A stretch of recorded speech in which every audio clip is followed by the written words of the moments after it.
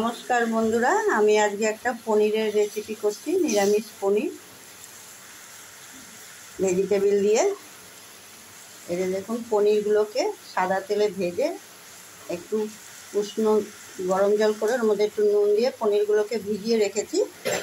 তাহলে পনিরগুলো একটু নরম হয়, ভিজিয়ে রাখলে শক্ত হয় না। এবং আলুগুলোকে ওই পনির ভাজা তেলেই আলুগুলোকে ভেজে রেখেছি, একটু নুন হলুদ দিয়ে। আর একটু ক্যাপসিকাম নিয়েছি, আর হাফটা টমেটো কুচিয়ে দিয়েছি, আর হাফটা টমেটো বেটে দিয়েছি সাদা তেলে।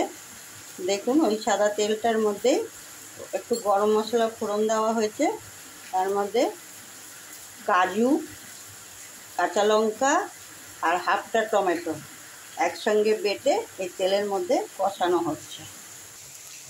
এর মধ্যে একটু হাফ চামচ হলুদ গুঁড়ো দেওয়া হলো, 4 চামচের। একটু কাশ্মীরি মির্চের গুঁড়ো দেওয়া হলো অল্প একটু রঙের জন্য। দেখুন, ওইগুলো টমেটোগুলো আর ক্যাপসিকামগুলো এই কষানোর সাথে একটু দিয়ে দিলাম। এগুলো একটু কষানোর সাথে দিয়ে দিলে একটু, এগুলো তো ভাজিনি, এই জন্য কষানোর মধ্যে দিয়ে দিলাম।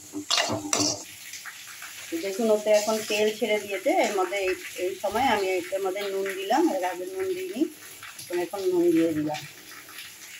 চিনিটাও দিয়ে দিলাম এর মধ্যে 1 চামচ। এই সময় আলুটা দিয়ে দিলাম, আলুগুলো দিয়ে দিলাম এর মধ্যে।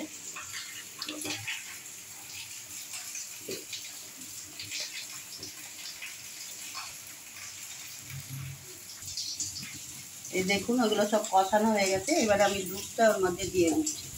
এটা হচ্ছে বাদশাহী পনির, সেই জন্য এর মধ্যে দুধ, কাজু, কিশমিশও কটা দিয়েছি এর মধ্যে, দেখানো হয়নি। এর মধ্যে কটা কিশমিশও দেওয়া হয়েছে, গোটা কিশমিশ। এর মধ্যে কটা কাজু ভেঙে ভেঙে দিয়ে দিয়েছি, কিছুটা বাটার সময় তো দিয়েছি, আবার একটু ভেঙেও দিয়ে দিলাম।